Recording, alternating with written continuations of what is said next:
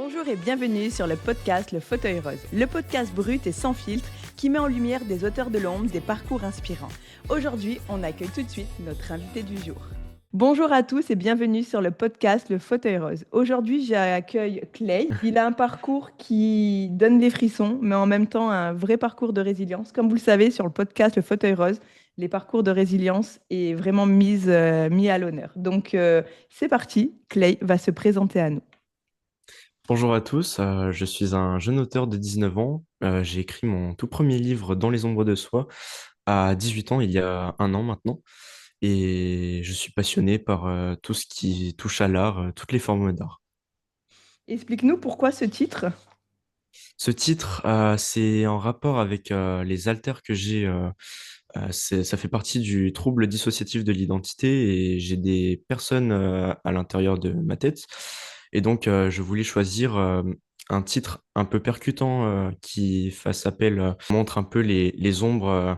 Il y a plusieurs ombres en fait à l'intérieur de moi et je marche avec plusieurs personnes dans ma tête.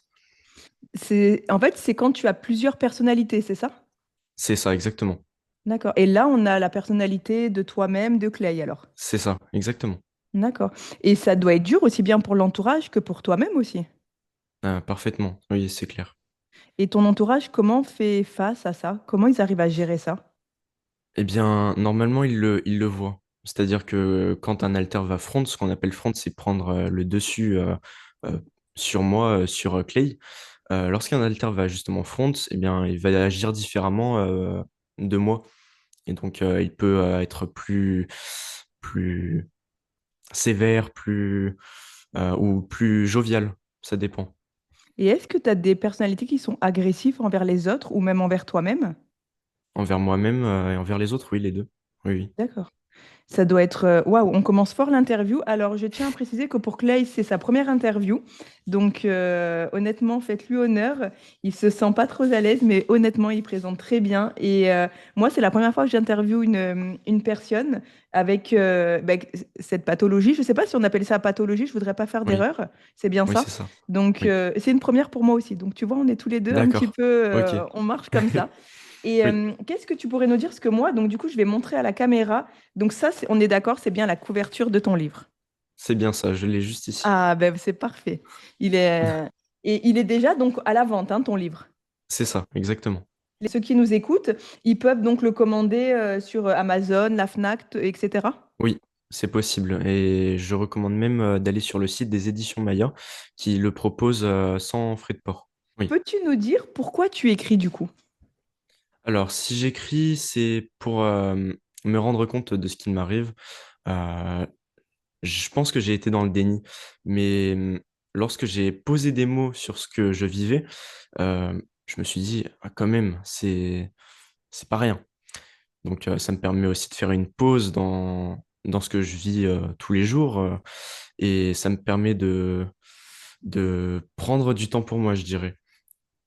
Oui, de comprendre aussi certaines choses, parce que moi, je pense que C'est l'écriture, ça. ben, en fait, l'écriture nous fait guérir, en fait. Exactement, oui. Et excuse-moi de la question que je vais te poser, mais est-ce que tu as déjà été en hôpital psychiatrie? Oui, oui, oui. Et c'est dur de passer par cette épreuve-là? C'est dur, oui. C'est très dur. Être séparé de ses proches et ne pas pouvoir les appeler quand on le veut, ne pas pouvoir les voir, ne pas...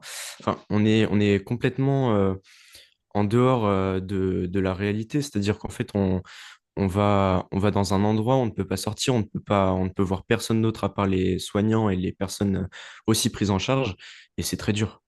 Tu m'en donnes les larmes aux yeux. J'ai la chair de poule. C'est vraiment parce que alors, je comprends bien que c'est perçu comme une maladie mentale et je pense que c'est aussi pour te protéger que peut-être il y a ces institutions existent. Mais je trouve que le contexte, comme tu le décris, c'est c'est assez dur en fait. Parce que du coup, tu vas là-bas parce que bah, tu as une perte d'identité, tu sais pas comment gérer ça. Et finalement, bah, c'est très sévère. J'ai même l'impression que c'est plus sévère qu'une prison. Quand on voit certaines prisons, on se dit qu'à côté, l'hôpital psychiatrie, bah, enfin, vraiment, j'en perds mes mots parce que honnêtement, tu m'as donné les larmes aux yeux. Et bravo, bravo de te livrer sur ça parce que c'est vraiment pas évident. Et je pense que beaucoup de personnes bah, ne connaissent pas cette maladie-là Et c'est bien d'en parler, même si dans notre entourage on n'en a pas, ou peut-être qu'on en a et finalement on met ça sur le compte de la bipolarité ou sur d'autres choses. Donc je trouve que c'est vraiment bien que tu sois au micro aujourd'hui. Tu as un traitement à suivre, tout ça, quelque chose? Oui, j'ai un traitement après, c'était les vacances, donc ça va un peu mieux, mais oui, je prends des médicaments tous les jours.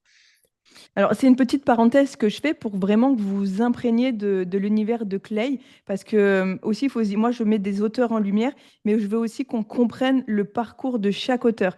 Et je trouve que c'est important, et surtout Clay, là, il a un parcours que je ne connais absolument pas. Il a une maladie mentale que je ne connais absolument pas. Et j'aime vraiment pas ce terme maladie mentale. Vraiment, je l'aime pas, mais on va dire dans le concret, ça s'appelle comme ça. Donc bravo à toi d'avoir m'avoir permis de te poser ces questions-là. Mais et puis c'est important aussi pour les auditeurs qui nous écoutent, ben, qui s'imprègnent aussi de ton univers et puis de manière plus générale, que les gens comprennent que ben, par quoi tu es passé aussi et que tu t'es donné les moyens de guérir. Et ça, c'est vraiment important de le souligner. Donc je vais essayer de ravaler mes larmes parce que vraiment, c'est... Oui, Et on va se reconcentrer un petit peu sur ton parcours d'auteur. Qu'est-ce que d'accord. l'écriture t'apporte dans ta vie personnelle, du coup? C'est une bonne question. Je dirais des félicitations, mais surtout personnellement, comme je l'ai dit, ça me permet de me détacher, de prendre un temps pour moi, donc c'est plutôt positif. Ça te détend, ouais, ça te fait guérir, en fait, Ça ça, me détend. c'est Oui, ça. c'est ça, exactement. Ça fait Ouais, partie de mon parcours de soins. Et écrire, c'est ça, en fait, c'est se prendre un temps pour soi-même, pour écrire. Bon, personnellement, c'est ce que je vis, pour écrire, pour mettre des mots sur ce que je vis et donc permettre de se rendre compte. En fait, c'est comme ce que j'ai dit, permettre de se rendre compte de ce qui nous arrive. Mais au-delà, au-delà, c'est plutôt prendre plaisir à écrire. d'accord. J'aimerais savoir, je t'ai pas posé la question, est-ce que tu travailles à côté ou tu te concentres qu'à Non. l'écriture? Non, alors, j'étais encore au lycée cette année. Mhm. Euh, oui, à cause de tout ce qui se passe, tout ce qui s'est passé avec l'hôpital et tout ça. Donc, j'étais encore au lycée. Et sinon, j'aimerais bien partir dans la cybersécurité ou bien dans le tatouage, ça va dépendre. D'accord. Donc, pas encore. Mais tu te vois avoir une carrière d'auteur, d'écrivain et aussi de porte-parole peut-être de ce que tu traverses, de ce que tu vis? Ouais, absolument. Là, j'écris encore 2 livres. Je pars sur une fantaisie, premièrement, et une pure autofiction, mais de ce qu'il s'est vraiment passé en hôpital. Ah, il s'est passé des choses à l'hôpital assez qui t'ont un peu marqué, à ce que je comprends quand même, hein. Oui, c'est compliqué, c'est très compliqué en fait, même au niveau des patients. Mhm. C'est quand il y en a qui peuvent être un peu marquants dans ce qu'ils disent ou ce qu'ils font, et l'ambiance en hôpital psy est pesante, très pesante. Tu t'es servi de ce qui s'est passé à l'hôpital pour ton livre, tu t'en es inspiré? Je me suis inspiré d'à peu près tout ce qu'il s'est passé pendant un an dans ma vie. C'est-à-dire que je me suis inspiré aussi d'une fois où j'étais allé au cinéma et j'ai vu le Joker 2. Et c'est là où l'alter violent qu'il y a dans mon livre a pris le dessus. D'accord. C'est vraiment beau ce que tu dis. Enfin, beau. Enfin, oui, pour moi, c'est beau parce que bah, malgré tout, t'as réussi à mettre des mots sur ce qui t'est arrivé. Et moi, pour parler, faire la parenthèse me concernant, j'ai subi une dépression. J'ai pas voulu prendre des médicaments pour des raisons perso, mais c'est dur en fait de dire j'ai souffert de dépression. Je souffre Oui. de plusieurs personnalités. C'est quoi exactement le terme exact? TDI, trouble dissociatif de l'identité. Voilà, donc, et je trouve que de mettre des mots dessus, de comprendre tout ça, pour moi, c'est un parcours de résilience et aussi d'affront avec soi-même, donc, mais dans le bon sens, pas un affront mauvais, hein, bien entendu. Hmm. Oui. Donc, bravo pour ça. Explique-nous un petit peu quel a été le parcours de ton manuscrit. Alors, donc, je l'ai envoyé à différentes maisons d'édition, dont Les Trois Colonnes aussi, j'ai vu Ah, le livre aussi. oui. Les Trois Colonnes. À partir de là, j'ai attendu environ 1 ou 2 mois pour que toutes les maisons d'édition me recontactent. Je savais que je voulais aller aux éditions Maya parce que j'avais lu beaucoup d'avis, je m'étais bien renseigné avant. Et donc, quand j'ai reçu, c'était le dernier mail, les éditions Maya, je me suis dit, bon, je vais aller là-dessus. Donc, à partir de là, il y a des personnes qui m'ont recontacté. J'ai pris un numéro de téléphone, d'ailleurs très, très gentil. Tout le monde est super sympa là-bas, très professionnel aussi. Et donc, on passe par une étape de pré-vente où on partage notre livre et il y a des paliers. Mhm. À 50%, on va avoir une première maquette, à 75, encore une autre, et à 100%, on va partir sur environ 200 librairies en France, ou je sais qu'il y en a en Espagne aussi. Et donc voilà, il y a d'abord parler de son livre, de tout ce que j'ai écrit Mhm. là-dedans. Ensuite, il y a la prévente. Ensuite, il y a les maquettes de la couverture, quatrième de couverture. C'est toi qui as choisi la maquette? Alors, j'ai donné des idées. J'avais déjà fait quelque chose comme ça avec plusieurs visages dans une seule personne, Mhm. mais c'est eux qui ont tout fait. D'accord. C'est eux qui ont tout designé. J'adore, vraiment, c'est beau. C'est une belle maquette. Du moins, ça représente bien ton univers et ton livre. Donc ça, Oui, c'est. Et les trois colonnes, ils t'avaient accepté? oui, ils m'avaient accepté aussi. Est-ce que ton manuscrit a été refusé? Non, je ne Non? pense pas. En tout cas, je n'ai jamais reçu de mail comme quoi il avait été refusé. Non. Donc toi, tu as fait trois maisons d'édition, c'est ça? Ou un peu plus? Euh, Plus, Un peu environ plus. une dizaine. Ah oui, eh oui, d'accord, oui, j'étais loin des Oui. trois. Donc du coup, finalement, tu n'as pas eu affaire à des refus alors, hein. Non, du tout. Et oui, je te posais la question. Si tu aurais eu affaire à un refus, d'après toi, avec tes traits de caractère, est-ce que tu t'aurais dit non, ben, j'arrête, mes écrits sont finalement pas si intéressants que ça? Oui, oui, oui, absolument. Oui. Je pense que j'aurais fait ça. J'ai un caractère très impulsif en fait, sans doute aussi à cause du trouble borderline. Je vais être, mes émotions sont très. En fait, c'est par rapport aux autres personnes, ça peut être très disproportionné. Et l'impulsivité, ça rentre dedans aussi. Est-ce que tu fais du sport à côté, tu sais, de la boxe pour te défouler, même à la maison, hein?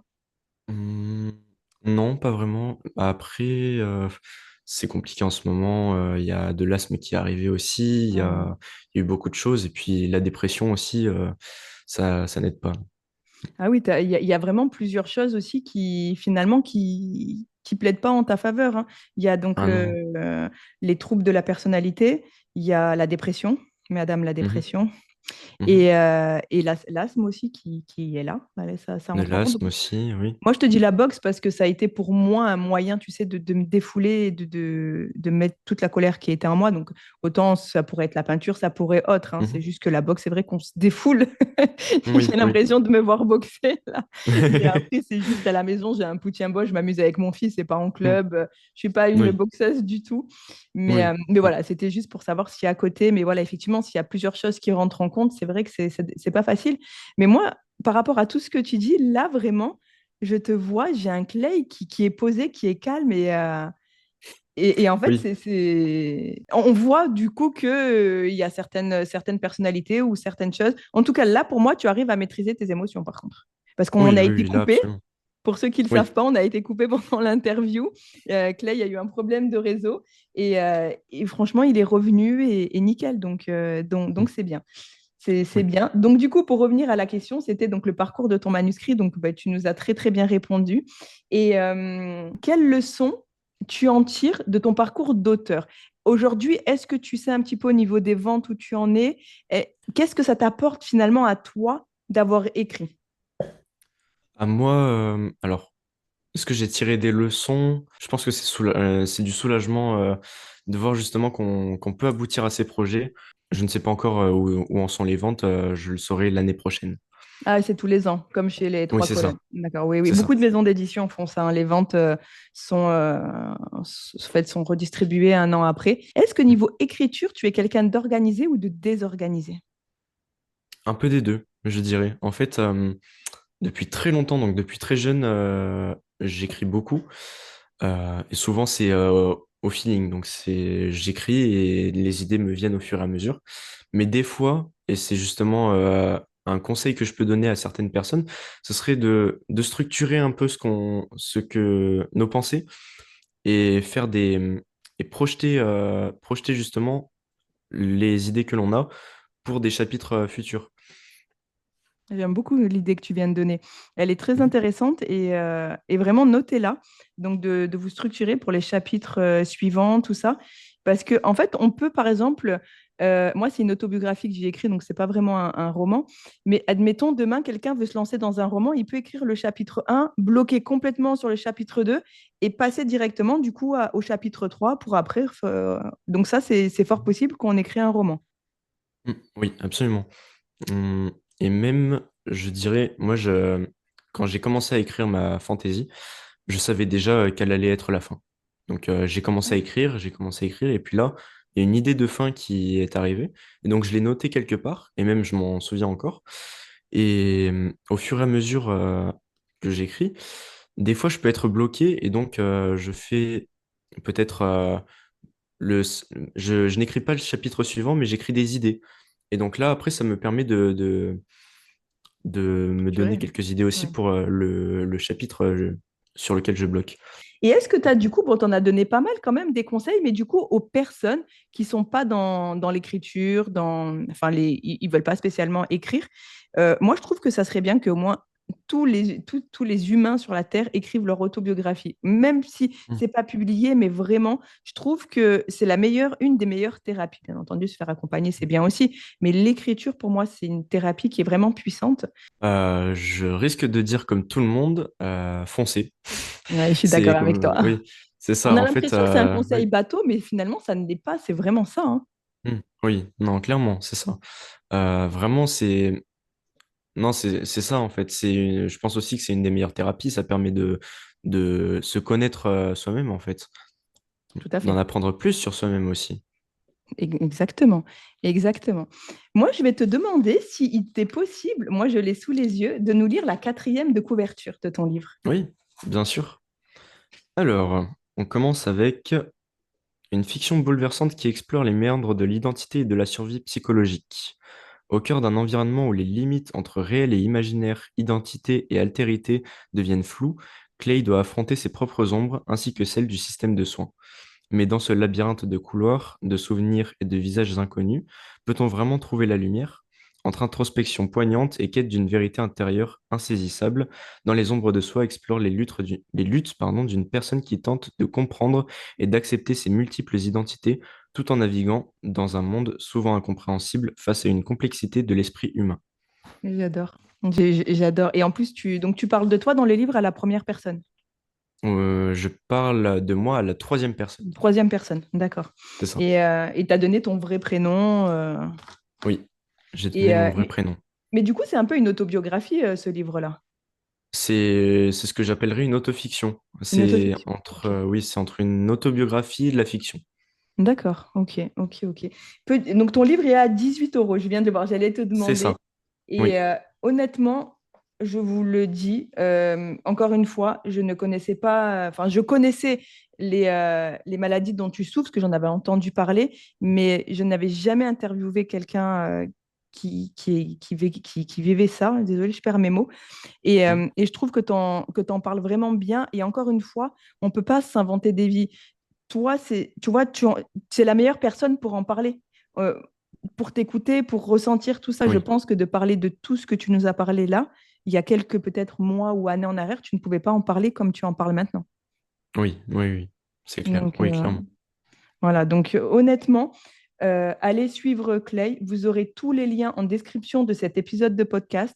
Il est, comme vous avez pu le voir, hein, c'est quelqu'un de posé quand même. Moi, j'ai ressenti vraiment une belle personne en toi. Je pense que ce qu'on a vécu, en fait, on est les meilleures personnes pour en parler. Moi, voilà, je ne pourrais pas parler de ce que tu as parce que je ne le maîtrise pas. Par contre, je pourrais t'écouter, mais encore et encore pendant des heures parce que je trouve que même si c'est des sujets qui donnent des frissons et qui peuvent donner les larmes aux yeux, c'est des sujets qui sont d'actualité et tu as vraiment bien fait d'écrire un livre là-dessus.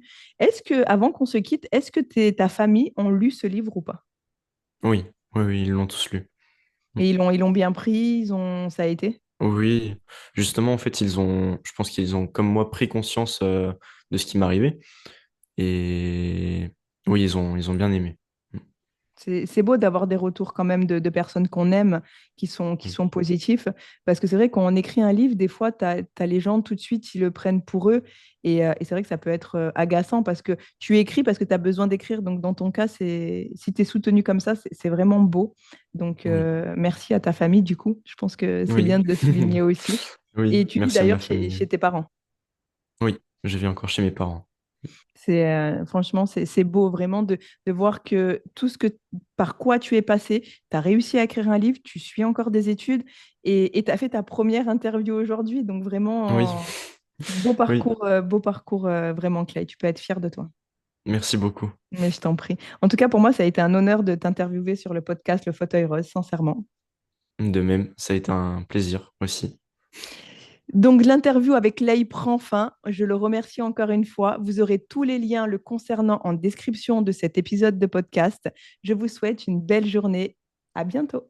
Je te remercie d'avoir écouté l'épisode du jour. Si tu souhaites contribuer davantage à soutenir les auteurs, les parcours inspirants, je te laisse regarder les descriptions et aller soutenir tous les auteurs qui passent au micro du podcast Le Fauteuil Rose.